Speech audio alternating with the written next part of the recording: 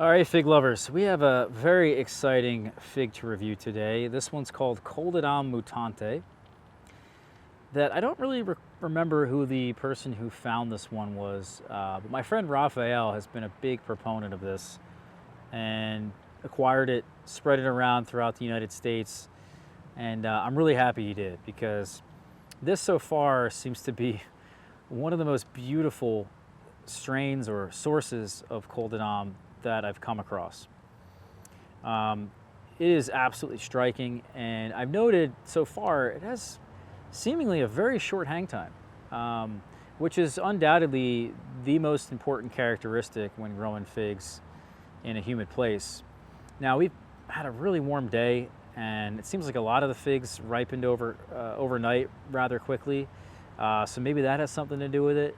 All this heat that we've been getting has certainly shortened the hang times, but it was rather mild actually the day before and the day before that.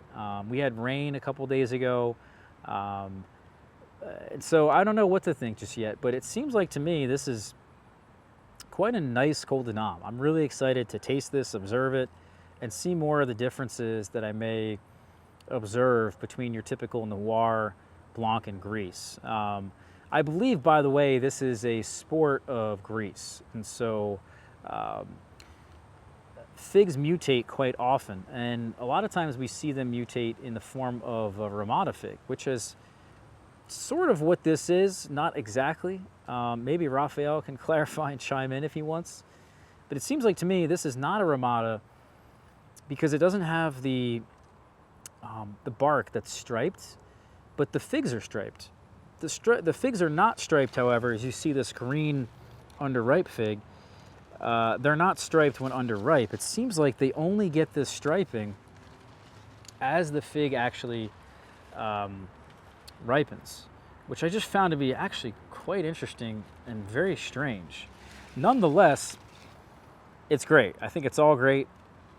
These mutations, as I was saying, happen quite often.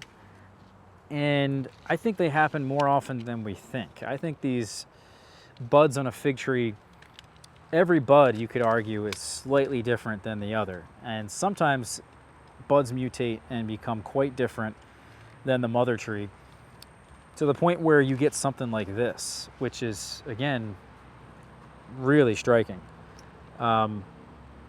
So I've planted one of these in the ground. It's getting rather mature, and hopefully we can get it through the winter time this year. That's the goal, and maybe next year it'll fruit. But in the meantime, I'll probably have lots of cuttings, and I've already sold a couple plants of this. You can see the striping there. It's more apparent actually at the top here on the neck, and maybe down there towards the eye. See how beautiful that is? That's just crazy.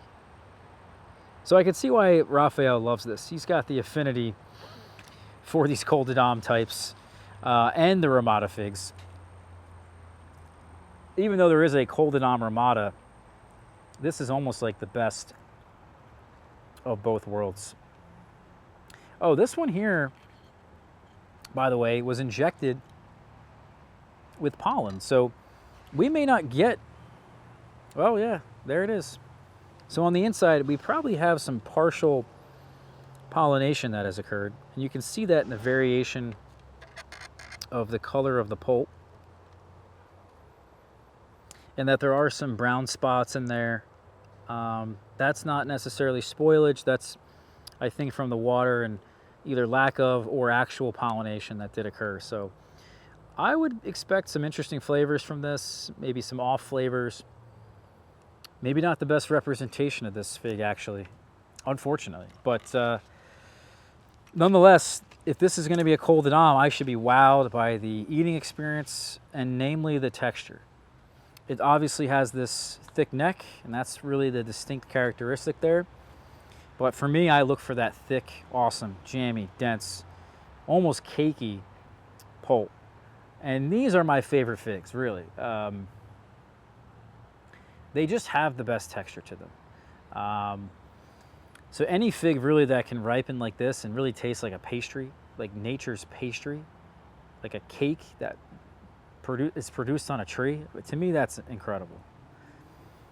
It seems like, by the way, only a few of the female flower parts on the surface there have that weird coloration to them. Let's try it.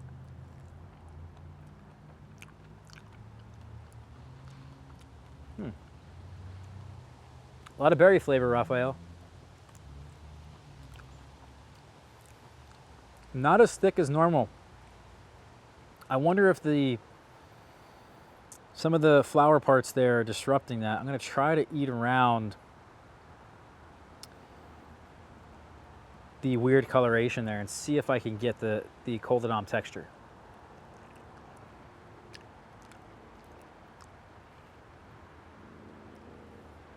It's kind of there. I wouldn't say it's as greatly textured though as some of the others, but the flavor's nice.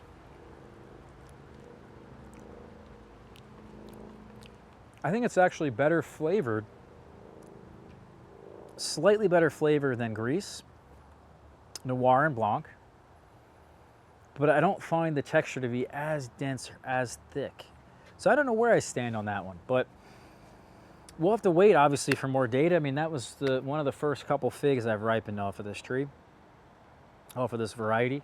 But nonetheless, we'll get plenty more this year. This tree actually is loaded behind me. This is also a really nice characteristic of this fig, it seems like, Rafael. Not all my trees are like this, but so far I'm finding this one in particular to be quite productive. Easier to grow, less of this virus, this fig mosaic virus. In general, I'm pretty pleased with it. Well, actually not as crazy production, unless I'm missing a branch. No, that's it. There is 2 scaffolds and about 4 laterals, 5 laterals that have formed from those scaffolds. So we still need more time really to get the form right on this, to train it properly, to really get a lot of fruit set. But nonetheless, it's been a really nice producer for its size, for its age, and seems to be a little easier to deal with. Is really, I think, the main message there that I wanted to convey. So thank you guys for watching this. Please hit the subscribe button, hit that like button for me, and check out some of the other tasting reviews we've done on the Fig Boss blog. You know, that fig actually has like a stingy, it's like stinging my tongue. It's got like a sharpness to it that's rather interesting. So, all right, guys, catch you later.